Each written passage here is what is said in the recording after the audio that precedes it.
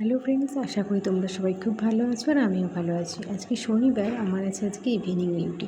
তো evening duty থাকলে জানো তো, সকালবেলায় উঠেই রান্না করে খাওয়া খাওয়া খেয়ে ডিউটি যাও, ডিউটি থেকে এসে আবার খাও, খেয়ে দিয়ে শুয়ে পড়ো। ইভিনিং ডিউটিতে নিজের জন্য একটু টাইম পাওয়া যায় না। তো আমি আজকে শুধু ভাজাই করবো, বেগুন ভাজা আর পটল ভাজা। এগুলো তার আগের দিন আমি বাজার করে নিয়ে এসেছিলাম। আজকে এই যে কেটে কুটে নিয়েছি রান্না করবো বলে। ভাতটা প্রায় হয়ে এসছে, আর এদিকে আমি নুন হলুদ মাখিয়ে নিলাম পটল আর বেগুনে।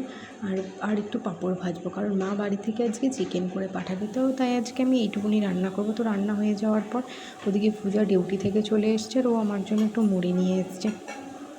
মুড়ি চপ, আর তার সাথে কলাগুলো নষ্ট হয়ে যাবে বলে একটু কলাও খেয়ে নিলাম ওর সাথে। তারপর আমি স্নান করে এলাম। স্নান করে এসে এদিকে পুজো দিয়ে নিলাম। পুজো টুজো দিয়ে বোন বাড়ি থেকে যা যা এনেছে ওগুলো একটুখানি বের করলাম। ডাল আর কুল এনেছে, আর চিকেন এনেছে, ওগুলো বের করে। মা ছানার কেক পাঠিয়েছিল, তো ওগুলো সব ঠিকঠাক করে রাখা হলো। এবার দুপুরবেলা আমি খেয়ে দিয়ে আমি ডিউটি যাবো, আর ওদের যেহেতু নাইট করে এসছে সেহেতু ওরা ঘুমিয়ে পড়বে, তো তাই খাওয়া দাওয়াগুলো মা বাড়ি থেকে চিকেন পাঠিয়েছে। তো খেয়ে দিয়ে রেডি হয়ে নিলাম আমি ডিউটির জন্য। রেডি হয়ে নিলাম ডিউটির জন্য। সবথেকে বিষয় কী বলতে, এই যে আমাদের ইভিনিং ডিউটি থাকলে আমাদের জীবনে মানে শান্তি একটুও নেই। সকালবেলায় উঠে রান্না করো, খাও, ডিউটি যাও, ডিউটি থেকে রান্না করো, খাও, ঘুমিয়ে পড়ো, মানে এছাড়া যেন জীবনে আমাদের কিছু নেই। তো ওইখানে দীপিকা ওখানে রেডি হচ্ছে, আমি রেডি হয়ে গেছি, আর একটু ফ্যানটা একটু ঘুরেছিলাম হাওয়া খাওয়ার জন্য।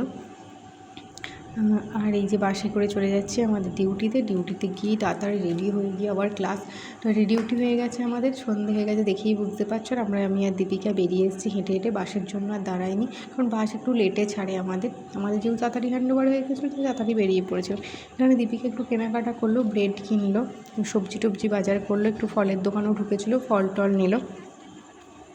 ওগুলো নিয়ে ফল নেওয়ার পর আমরা ওখান থেকে বেরিয়ে চলে আসি। হাঁটতে হাঁটতে চলে আসি, রাস্তায় এত কাদা যে জুতোর নিচে আমাদের পুরো কাদা লেগে গেছিলো।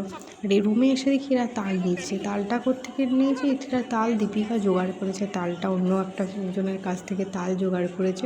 তালটা এত জল দিয়ে দিয়েছে, দেখতে পাচ্ছ কীভাবে তাল নিচ্ছে। আমাদের হোস্টেলে তালের বড়া থেকে শুরু করে সমস্ত দিকে আমি জল নিলাম, বাইরে একটুখানি ঘোরাঘুরি করছি। আজ এই পর্যন্ত বন্ধুরা, থ্যাংক ইউ।